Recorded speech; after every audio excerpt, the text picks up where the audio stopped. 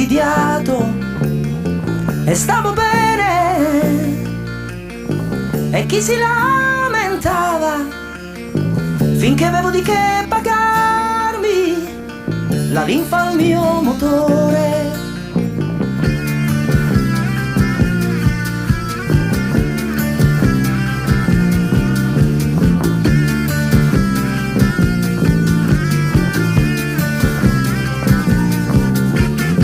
Poi ho conosciuto lei ad una festa in piazza. Lei era magra come un giunco, coi fianchi da bambina. Lei mi